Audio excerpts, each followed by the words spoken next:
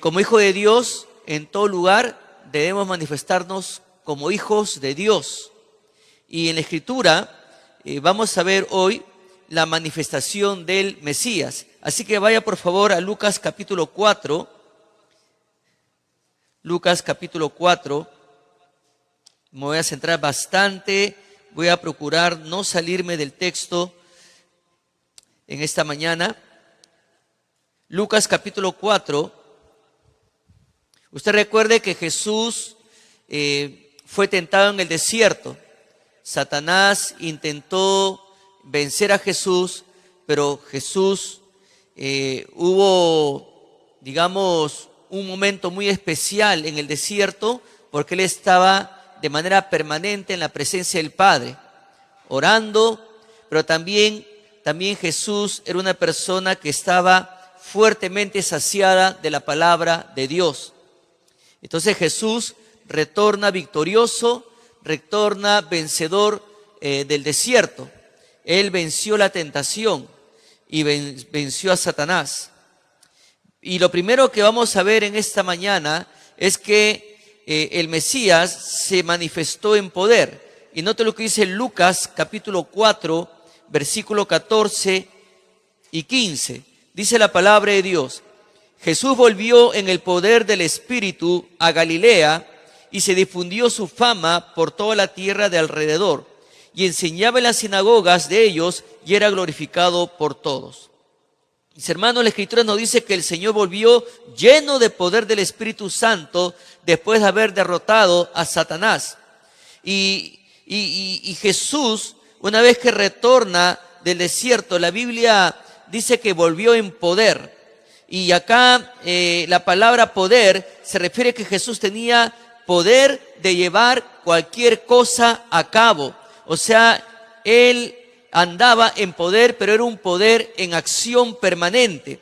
Y es interesante porque esta palabra viene del griego que es dunamis y significa dinamita. Y él, dice la palabra de Dios, volvió del desierto victorioso, vencedor. Y él se dirigía hacia Galilea. Y Galilea significa anillo, también significa círculo. Y hasta ahora los estudiosos se rompen la cabeza porque no pueden determinar el origen de este nombre, pero para ellos es incierto. Pero Galilea viene a ser el escenario de la niñez y la adolescencia de Jesús. Y en la época de Jesús, Galilea se dividía en dos partes. Y Galilea se dividía en Alta Galilea y Baja Galilea.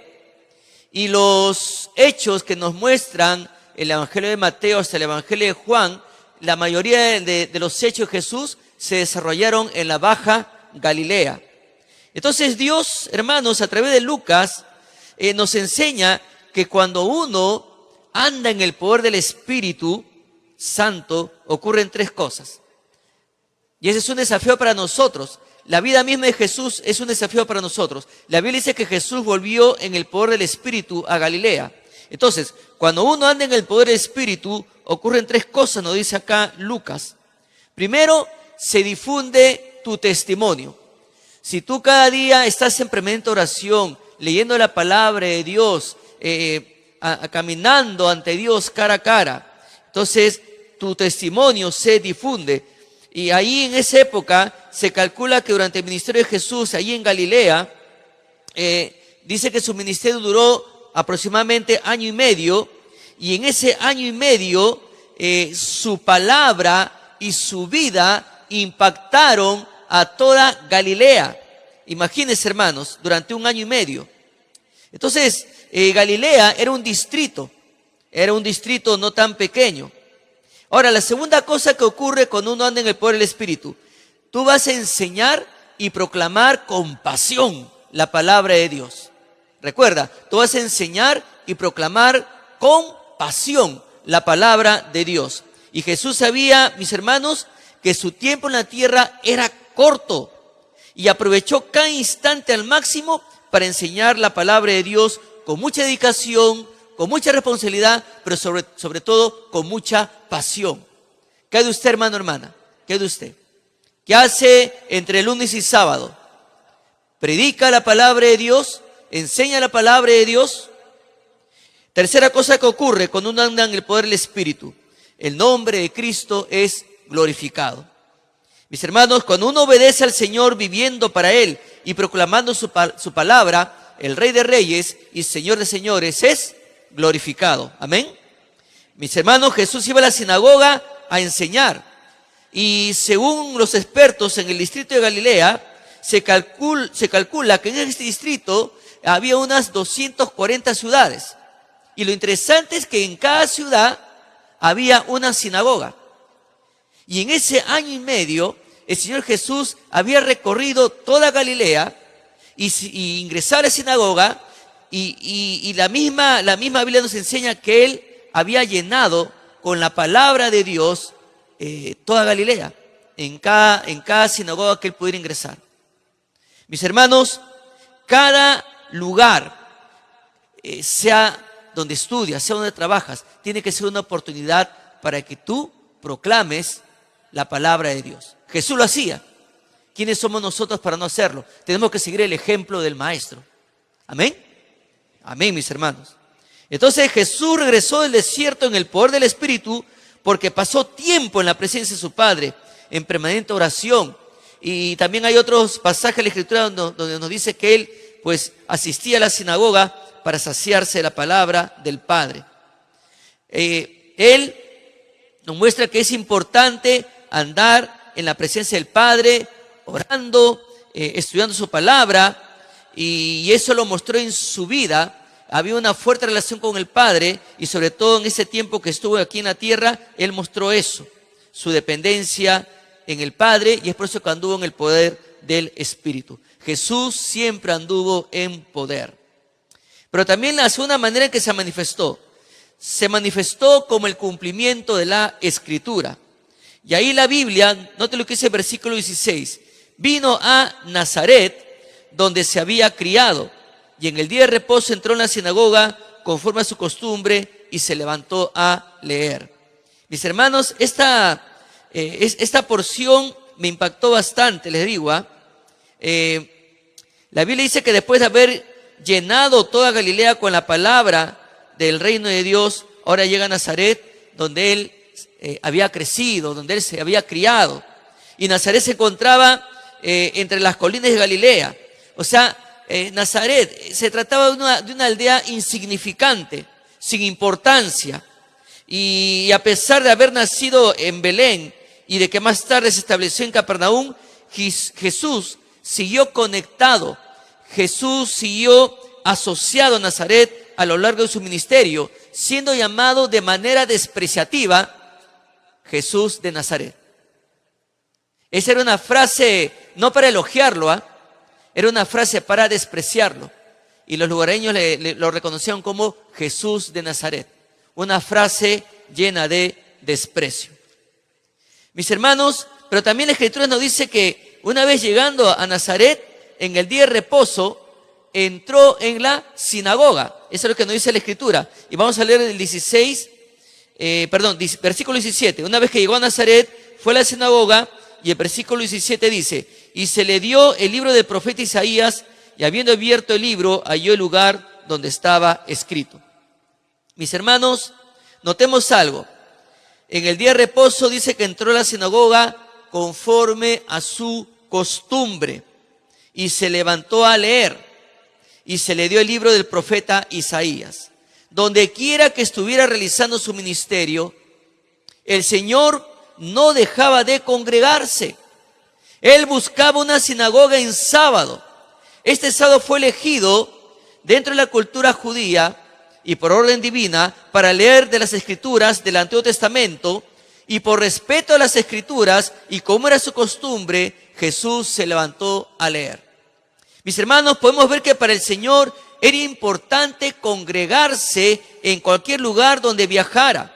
Ni bien llegaba a un lugar, Él buscaba una sinagoga para congregarse, para estudiar las Escrituras. La sinagoga, hermanos, era un lugar de instrucción para el estudio de las Escrituras, y era un honor para Él, porque era de costumbre que el chazán, así se le llamaba el encargado de los libros, le entregara el libro para que lo leyera, y se le dio el libro del profeta Isaías, el cual él, desenrollándolo, lo leyó. Y él leyó dos pasajes, uno que está en Isaías 61, 1 y 2, y el 58, 6. Y lo leyó. Pero note lo que nos dice acá Lucas, versículo 18. Dice: el Espíritu del Señor está sobre mí, por cuanto me ha ungido para dar buenas nuevas a los pobres. Me ha enviado a sanar a los quebrantados de corazón, a pregonar libertad a los cautivos y vista a los ciegos, y a poner en libertad a los oprimidos. Versículo 19, a predicar el año agradable del Señor. Mis hermanos, Jesús, a cada lugar donde viajaba, siempre buscaba un lugar donde congregarse. Mis hermanos, usted cuando viaje, siempre busca un lugar, siempre busca una iglesia donde congregarse. A veces probablemente algunos viajan y no les preocupa congregarse. Vamos a disfrutar que el pastor Fernando se quede predicando solo ahí. Nosotros estamos acá, ¿no? Qué rico Cusco, qué rico Miami. ¿Ah? Vamos a Disney. Pero papá, hay que escuchar siquiera por, ¿cómo le llaman ustedes? Ya, ¿no? Por el celular hay que escuchar. No, ya, después lo escuchamos más tarde. Pasa el día, ni lo escuchan ya. Pasó la semana, ¿qué habrá predicado el pastor Fernando? No hay ese deseo, no hay esa sed como la que tenía el Señor. El Señor, donde viajaba, buscaba un lugar donde congregarse. Y en esta oportunidad, el Chazán le da el rollo de Isaías, y el Señor lo comienza a leer. O sea, ahí en ese momento, este grupo se buscaba que entendiera esa realidad de que el Mesías, otra vez, nuevamente, está facultado por el Espíritu Santo, y Jesús sería ungido por el Espíritu, apartado y fortalecido para ese servicio especial. La Escritura lo mencionaba. Esos de la sinagoga, los de la sinagoga lo sabían, pero estaban tan apartados de Dios, tan alejados de Dios, que no se dan cuenta que ahí estaba el Mesías leyendo esta porción de Isaías. Entonces, este rey, este Mesías, este ungido, fue en este momento usado por Dios para un servicio especial. Primero, para dar buenas nuevas a los pobres. Mis hermanos, los pobres que menciona Jesús son aquellos que reconocen que no tienen nada. No tienen absolutamente nada, por lo que se encomiendan a Dios. Reconocen ellos su bancarrota moral. Eso es lo característico de los pobres. Y que todas sus obras de justicia son nada más que trapos de inmundicia. Y Jesús declara en la sinagoga que Él ha venido a dar las buenas nuevas a quienes están espiritualmente destituidos, a quienes están espiritualmente sin esperanza, y que Dios a través del Mesías puede suplir esas necesidades. Y es por eso que acá lo primero que vemos aquí, este primer servicio especial, es que el Mesías ha venido para dar buenas nuevas a los pobres, pero también a sanar a los quebrantados de corazón. Mis hermanos, los quebrantados de corazón son esas personas debilitadas, esas personas abatidas, esas personas destruidas en su espíritu. Y acá el término describe a aquellos que se sienten espiritualmente arruinados, espiritualmente necesitados, espiritualmente indefensos. Estas personas anhelan la ayuda, el consuelo y la salvación del Señor. Y es por eso que Jesús menciona que ha venido a sanar esos corazones quebrantados. Y esa palabra sanar viene de una palabra griega que también significa vendar. Y esa palabra se amplía, porque esa acción de sanar, esa acción de vendar, implica inspirar confianza, dar esperanza, dar valor, animar, curar, cubriendo, envolviendo o atando. Es lo que Jesús quiere hacer en el corazón quebrantado de toda persona que anhela ser asistida por Él. Mis hermanos, tanto en Isaías como en Lucas, el mensaje de las buenas nuevas se centra básicamente en la restauración y en la sanidad espiritual. Y así como el médico vendaría o curaría un brazo herido, el Mesías ha venido para vendar un espíritu herido. Y Dios no ha cambiado. Cristo sigue vendando. Cristo sigue ofreciendo sanar corazones quebrantados. Mis hermanos, las personas quebrantadas de corazón, las que están espiritualmente arruinadas, se encuentran en la condición adecuada para ser encontradas, para ser salvadas por Dios. Y David dice, por ejemplo, David dijo en una oportunidad: cercano está el Señor. ¿A quiénes? A los quebrantados de corazón, y salva a los abatidos de espíritu, en el Salmo 34:18. Mis hermanos, también el Mesías ha venido para pregonar libertad a los cautivos. Y esta palabra pregonar se refiere a proclamar, a anunciar, publicar con voz fuerte y clara el mensaje del Evangelio y el inicio del reino de Dios. La buena noticia del Evangelio es que Dios ha enviado a su Hijo, al libertador, al Mesías, al ungido, para liberar a quienes están en esclavitud espiritual. Y esta palabra libertad, hermanos, significa perdón. El Mesías, mis hermanos, librará a los prisioneros al pagar el castigo porque ellos habían violado la ley de Dios. El Mesías va a dar su vida por ellos. Es por eso que el Mesías ofrece libertad, ofrece perdón para todo aquel que confíe en Él. Otra cosa que va a hacer el Mesías, para dar vista a los ciegos. O sea, cuando dice dar vista a los ciegos, le va a dar la oportunidad a las personas para que puedan recuperarse espiritualmente. La ceguera espiritual, mis hermanos, es la condición natural de la humanidad caída. Además de la ceguera espiritual de ellos, Dios también ha cegado a la humanidad judicialmente. Ha cegado judicialmente sus mentes de los pecadores que no se arrepienten. Es por eso que el Mesías ha venido para abrir los ojos espirituales de los ciegos. Por misericordia, mis hermanos, dice la Biblia, nos visitó de lo alto la aurora. Nos visitó desde lo alto el resplandor, la gloria, la luz. ¿Para qué? Para dar luz a los que habitan en tinieblas y para dar luz a los que habitan en sombra de muerte. Ya que Cristo, el Rey de Reyes, es la luz del mundo. ¿Cuántos dicen amén? Mis hermanos, pero también otro servicio especial que va a hacer el Mesías, para poner en libertad a los oprimidos. Mis hermanos, estos son los individuos abrumados por las dolorosas circunstancias de la vida, en especial la agotadora carga del pecado y la imposibilidad de guardar la ley de Dios. Y Jesús promete a tales personas lo siguiente: venid a mí, todos los que estáis cargados, trabajados, y yo os haré descansar. Llevad mi yugo sobre vosotros y aprended de mí, que soy manso y humilde de corazón, y hallaréis descanso para vuestras almas, porque mi yugo es fácil y ligera mi carga. Amén por eso. Amén. Pero también otro servicio especial que va a hacer el Mesías, para predicar el año agradable del Señor. Ahí está Él, en la sinagoga, delante de todos, manifestándose ya ante todos como el Mesías. Y Él le dice que ha llegado el día de la salvación, que ha llegado el momento de la redención. Entonces, una vez que Él ha terminado la lectura, ahora el Mesías se detiene en la lectura. Note lo que dice el versículo 20 y el versículo hasta el 22. Dice: y enrollando el libro, lo dio al ministro y se sentó, y los ojos de todos en la sinagoga estaban fijos en Él. Y comenzó a decirles: hoy se ha cumplido esta escritura delante de vosotros. Y todos daban buen testimonio de Él y estaban maravillados de las palabras de gracia que salían de su boca y decían: ¿no es este el hijo de José? Mis hermanos, vemos que el Mesías enrolló el libro y lo dio al ministro.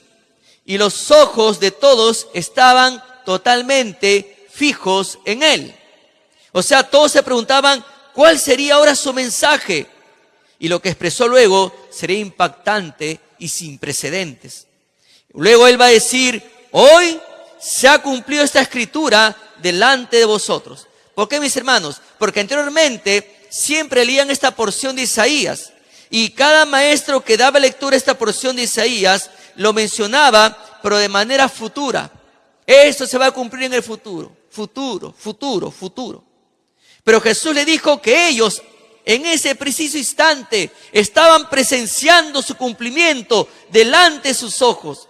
Jesús le dice: la salvación ha llegado, la era mesiánica había comenzado, el Mesías estaba presente ese día en la sinagoga, en la persona de Cristo, un hombre de esa misma aldea. Entonces todos daban buen testimonio de él.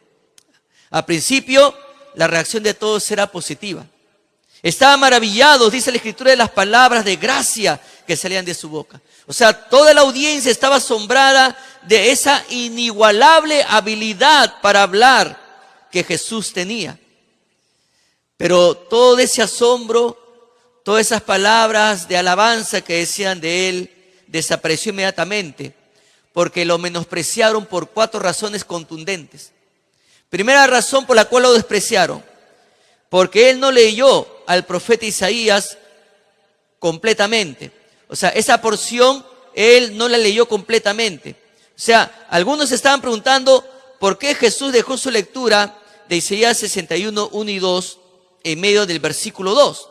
Porque él omitió la parte final. La parte final de la profecía decía lo siguiente: día de la venganza del Dios nuestro. Esa frase Jesús no la mencionó. O sea, no completó la porción.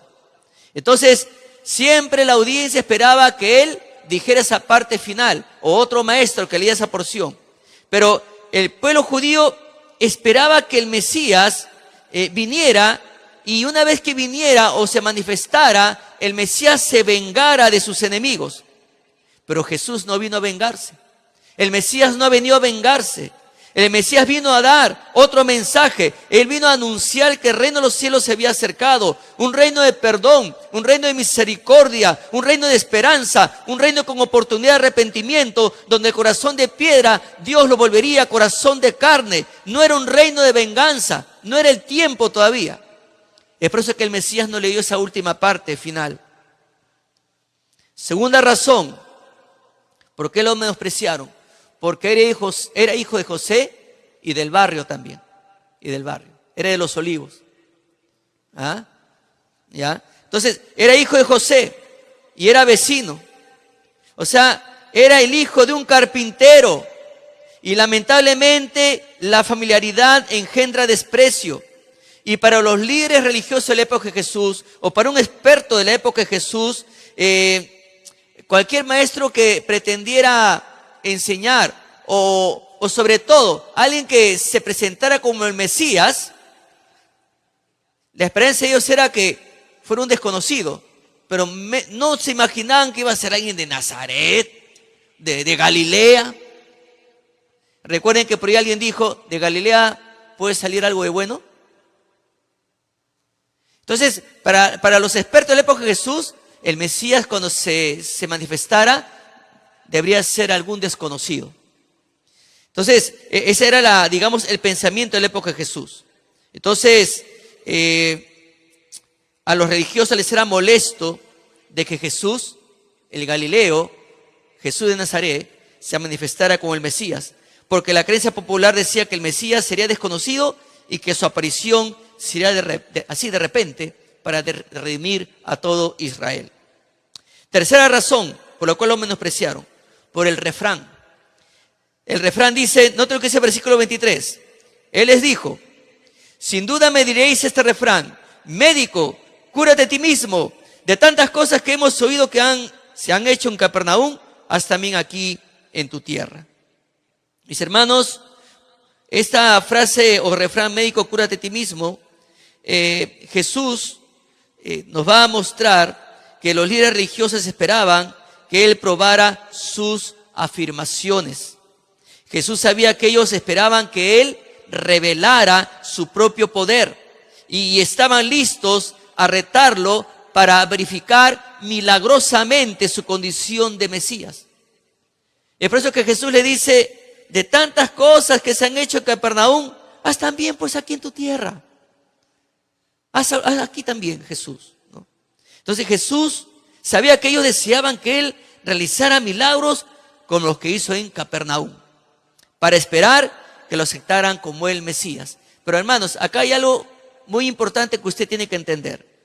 La cuestión no era falta de evidencia, hermanos.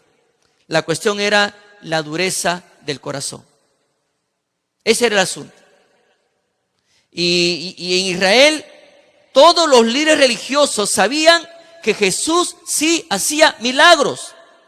Ninguno de esos líderes religiosos cuestionó los milagros de Jesús, pero tampoco aceptaron que estos milagros demostraban realmente que Él era el Mesías. Más bien, ellos continuaron exigiendo más y más y más señales como una condición de su fe. Mis hermanos, la verdad es que ninguna cantidad de milagros convencería a aquellos cuyas mentes estaban endurecidas. Jesús, mis hermanos, entendía que humanamente hablando, a ellos les era difícil aceptar que alguien a quien conocían tanto pudiera ser realmente el Mesías. ¿Qué va a ser el Mesías si es hijo del carpintero? ¿Qué va a ser el Mesías si es de acá de Galilea, se ha criado en Nazaret? Es Jesús de Nazaret. Una frase de desprecio.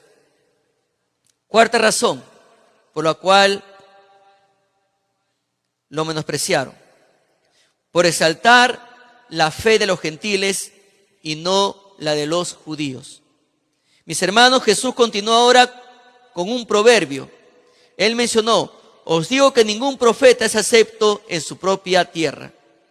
Note lo que dice acá, el versículo 24, dice, y añadió: de cierto os digo que ningún profeta es, ¿qué cosa? Acepto, ¿verdad? En su propia tierra.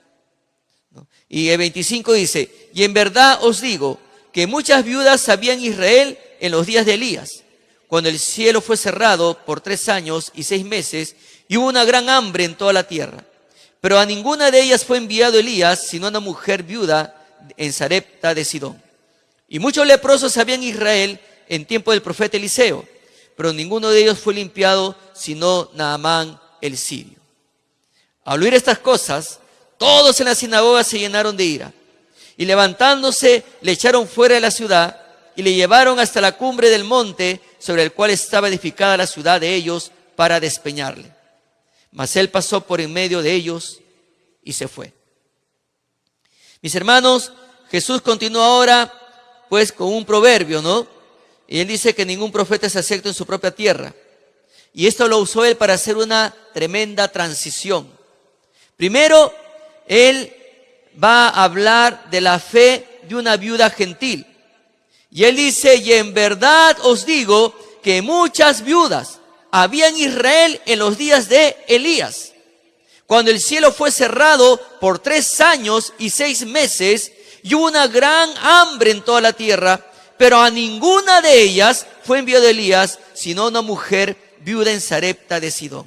Mis hermanos, cada palabra que Jesús está mencionando va a ser un cincel en el corazón orgulloso nacionalista de estos líderes religiosos. ¿Por qué? Porque Jesús le dice que en el tiempo de Elías, ¿y qué pasó en el tiempo de Elías? Como Israel se había apartado del Señor, como Israel siguió el mal ejemplo del rey Acab, y el rey Acab, siendo judío, se casó con una gentil pagana que era oriunda de Sidón, y que por influencia de esta mujer pagana, Jezabel, acá terminó adorando y oficializando la adoración al dios Baal, al dios pagano Baal. Entonces Jesús va a mencionar que de esa zona apareció una mujer gentil, una viuda gentil de Sarepta de Sidón, una vecina, una paisana de la reina Jezabel, de la reina pagana Jezabel. Y acá Jesús le va a decir que había muchas viudas en Israel, pero Elías fue enviado para asistir a una viuda gentil en Sarepta de Sidón. ¿Cuál fue el planteamiento de Jesús aquí? ¿Cuál fue el plan de Jesús? Bueno, Jesús les va a decir a estos maestros religiosos de Israel que esta marginada mujer gentil, ella sí admitió su pobreza espiritual, ella sí admitió su esclavitud espiritual. Ella sí admitió su ceguera espiritual, admitió su opresión espiritual. Pero las viudas judías no. Esta mujer gentil sí reconoció que en Israel hay un Dios verdadero. Pero las mujeres judías no, las viudas judías no. Entonces, en otras palabras, Jesús les dice: si ustedes, señores, no niegan su propia justicia que está contaminada y admiten su desesperada necesidad espiritual como esta viuda gentil, no se podrán salvar. Qué palabra dura y penetrante, llena de verdad, llena de misericordia, para que estos hombres tengan la oportunidad de arrepentirse. Pero luego Jesús va a exaltar a otro gentil, la fe de un leproso gentil. Y el versículo 27 dice: y muchos leprosos había en Israel en el tiempo del profeta Eliseo, pero ninguno de ellos fue limpiado, sino Naamán el sirio. Esto sí les va a doler duro a estos nacionalistas. Naamán no solo era un gentil, aparte era un leproso. Y el leproso ante los ojos de un judío era un inmundo. Y peor aún, Naamán fue un comandante militar enemigo, un general del ejército de Siria. Y Naamán, cuando recibió la orden de Eliseo de sumergirse al río Jordán para que se sanase su lepra, Naamán se humilló, Naamán obedeció. Y una vez que vio su cuerpo sanado de la lepra, reconoció al Dios de Israel como el único Dios verdadero. Mas no así los otros leprosos judíos. Entonces Jesús le está diciendo a estos hombres religiosos: así como Dios usó a Eliseo para salvar a Naamán, y este hombre reconoció su necesidad para poder salvarlo, ahora Dios ha traído su salvación por medio de mí. Aquí me tienen, soy el Mesías. Pero esta salvación es solo para quienes reconocen que son espiritualmente pobres, prisioneros, ciegos y oprimidos. A no ser que ustedes, señores, se humillen y obedezcan como Naamán el sirio. Mis hermanos, estas palabras de Jesús eran demasiado para el orgullo nacionalista que tenían estos señores y la justicia propia de ellos, que estaban podridas. Y en consecuencia, ¿qué hicieron? Reaccionaron con violencia contra el Mesías. Nota lo que dice el versículo 28 al 30. Dice: al oír estas cosas, todos en la sinagoga se llenaron de ira, y levantándose le echaron fuera de la ciudad y le llevaron hasta la cumbre del monte sobre el cual estaba edificada la ciudad de ellos, para despeñarle. Mas él pasó por en medio de ellos y se fue. ¿Qué estaban esperando ellos, mis hermanos? Ellos querían un milagro. Así como se ha hecho en Capernaum, haz aquí también. Ellos esperaban un Mesías que apareciera de repente, pero no se imaginaban que el Mesías iba a ser ahí de su barrio. No lo esperaban. Y Jesús les hizo ver su grave necesidad. Jesús les se presentó como la esperanza para ellos. Jesús les ofreció libertad. Jesús les ofreció sanar ese corazón quebrantado, etcétera. Pero ellos no aceptaron. Más bien se indignaron cuando Jesús puso, por ejemplo, una viuda de Sidón y puso como ejemplo a un leproso gentil. Y así como en la época de Elías habían muchas viudas en Israel, pero con corazones endurecidos, igual están sus corazones de ustedes, dice Jesús. Tan endurecido está su corazón que no quieren escuchar el mensaje de las buenas nuevas. Así como Naamán reconoció su necesidad, ustedes, al contrario, no quieren reconocerla. Están con sus corazones endurecidos. No quieren que sus corazones sean vendados, sanados por el Señor. Pero eran tan duros de corazón. Estaban tan orgullosos de ser judíos cegados por el nacionalismo y las tradiciones de la religión, que no prestaron atención al mensaje del Mesías que ellos tanto esperaban, que tanto añoraban la manifestación del Mesías. Ahora el Mesías está en medio de ellos, ante ellos. Pero ¿qué hicieron? Reaccionaron con violencia, se llenaron de ira, dice la Escritura, y lo llevaron a un despeñadero para matarlo. Y ahí está, ellos querían un milagro. ¿Cuál fue ese milagro? Querían matarlo, querían despeñarlo. Y ahí se manifestó el poder de Dios. Jesús pasó en medio de ellos y se fue. Pero tanta era la ira, tanto era el deseo de matarlo, que ni siquiera se dieron cuenta que en ese momento Jesús usó su poder, pasó en medio de ellos y se fue. Mis hermanos, tengamos mucho cuidado, porque cuando nos apartamos de nuestra comunión con Dios, podemos caer en la trampa en la que cayeron estos señores religiosos. Comenzamos a imponer enseñanzas que Cristo no ha enseñado. Comenzamos a imponer enseñanzas que los apóstoles no han enseñado. Comenzamos a tener reacciones legalistas, las cuales en la época de Jesús dañaron tantos corazones. Y Jesús les va a hacer ver a estos señores cuán alejados están de Dios. Mis hermanos, nosotros podemos indignarnos con la reacción de estos señores, pero déjame decirle algo. La Biblia dice que el que cree estar firme, mire bien que no caiga. Jesús continúa manifestándose hoy. Y la mejor manera de que Jesús se pueda manifestar es cuando nosotros andamos en el poder del Espíritu Santo, así como Él anduvo en poder. Y cuando nosotros andamos en poder, hermanos, pues el nombre de Cristo será glorificado. Nuestro testimonio se va a difundir en todo lugar. Y vamos a proclamar con pasión las buenas nuevas de Cristo Jesús. Jesús lo hizo. Estos señores judíos religiosos no lo hacían. El rey sí lo hizo. Y si el rey lo ha hecho, tenemos que seguir sus pisadas. Es la única manera que se manifieste el poder del amor de Dios en nuestra vida. Jesús sigue manifestándose. Así como se manifestó ahí en aquella sinagoga, hoy sigue manifestándose a través de cada uno de nosotros cuando andamos en poder, en obediencia, cada día de nuestra vida.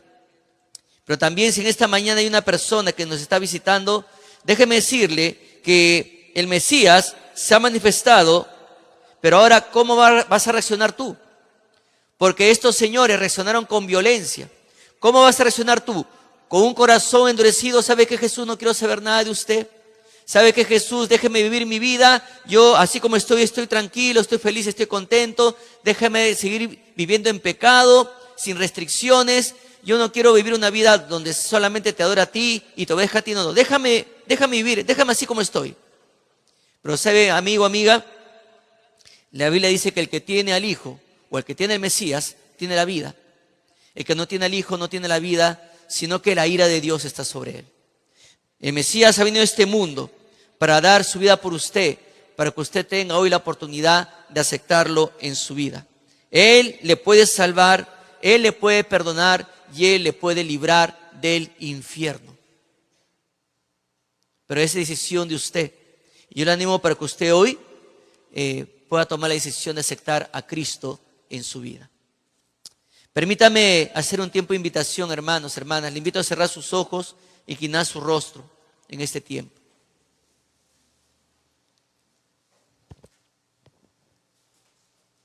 Mis hermanos, permítame hacer una consulta mientras esté en actitud de oración.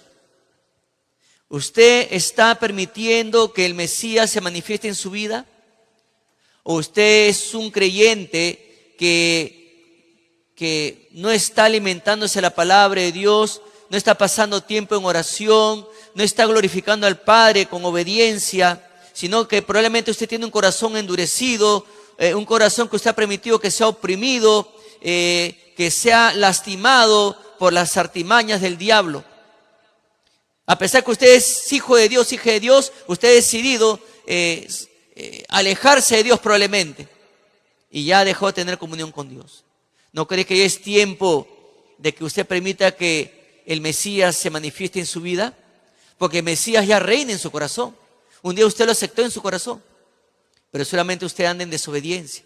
Usted seguramente anda en otros caminos en vez de andar en el camino que Dios le ha marcado. De repente usted anda en caminos oscuros cuando usted tiene que ser luz. Recuerde que la Biblia nos llama luminares en este mundo. No somos llamados para fortalecer las tinieblas, sino para anunciar, para proclamar que Cristo vive, para proclamar que el Señor sigue perdonando, sigue salvando. Probablemente usted está con su corazón endurecido. ¿No cree que es tiempo de permitir que el Mesías se manifieste en su vida, mi hermano, mi hermana? Si usted realmente lo desea de todo corazón, no le voy a pedir que venga aquí al frente, pero le voy a pedir que levante y baje su mano. Permíteme orar y pedir al Señor que lo fortalezca y comience a usarlo en poder, y que usted cada día viva una vida de obediencia para Él. ¿Habrá alguien que pida oración esta mañana? Solamente levante y baje su mano. ¿Habrá alguien? Dios le bendiga. Amén. Amén. Vi sus manos. Amén. Amén. Dios le bendiga. Dios le bendiga. Muy bien. Dios le bendiga. ¿Habrá alguien más? Amén. Muy bien. ¿Habrá alguien más en esta mañana? ¿Habrá alguien más? Yo deseo con todo mi corazón que el Mesías se manifieste en mi vida. Dios le bendiga. Dios le bendiga. ¿Habrá alguien más? Dios te bendiga. Me dirijo a los invitados. Probablemente es la primera vez que has escuchado que el Mesías te ama tanto, que dejó su trono de gloria para venir a este mundo a pagar un alto precio por ti, en una cruz, siendo Rey de reyes y Señor de señores. Él dejó la alabanza de millones de ángeles para venir a esta tierra, a este mundo, para ser humillado y avergonzado como un vil malhechor, siendo justo, siendo santo, pero lo hizo por ti. ¿Para qué? Para que tú creas en Él, para que tú le aceptes, para que tú le recibas. Y el día que mueras, no termines en el infierno por toda la eternidad. Él vino a dar su vida por ti, para que tú creas en Él y tengas perdón de pecados y vida eterna. Y tengas plena seguridad que después de tu muerte, tú irás a su presencia, mas no al infierno. Por eso Él vino a dar su vida por ti. ¿Qué vas a hacer ahora? ¿Lo vas a aceptar o lo vas a rechazar como estos señores de la sinagoga? Yo te animo para que tú hoy aceptes a Cristo, lo recibas en tu vida, en tu corazón. Si en esta mañana hay alguien que desea aceptar al Mesías en su vida, solamente le pido que levante bien su mano y la baje. Permítame orar por usted en esta mañana. ¿Habrá alguien? Yo deseo aceptar a Cristo en mi vida como mi único y suficiente Salvador personal. ¿Habrá alguien? Levante bien su mano para poder verlo. ¿Habrá alguien esta mañana? Dios les bendiga. ¿Habrá alguien más en esta mañana? Yo deseo aceptar a Cristo en mi vida. El día que yo muera no quiero irme al infierno. Yo quiero estar con Cristo por toda la eternidad. Yo no quiero estar atormentado en el infierno. Yo quiero estar con Cristo para adorarle para siempre. ¿Habrá alguien más? Ya hay 2 personas que han levantado su mano. Dios les bendiga. Acá hay uno más. ¿Habrá alguien más en esta mañana?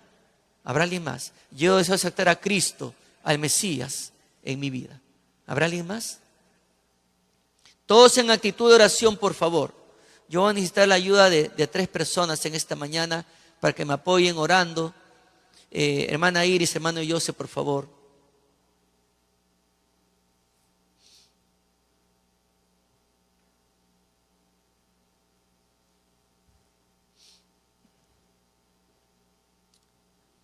Todos estén apoyando a las personas que han levantado su mano. Por favor, apóyennos en oración, es muy importante.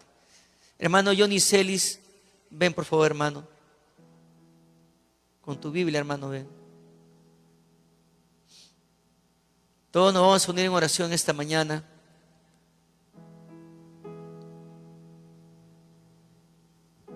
Hoy es mañana de salvación.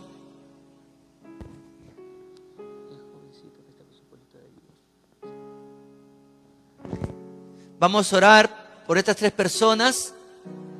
Oremos. Señor, gracias te damos por estas vidas. Gracias porque han reconocido ante tu santa presencia su necesidad urgente de aceptar al Mesías en sus corazones. Oh Padre, rogamos que para hoy, para cada uno de ellos, hoy sea un día muy especial, un día en que pasaron de tinieblas a luz, de muerte a vida, Señor amado. Gracias por tu gracia, por tu misericordia, Padre.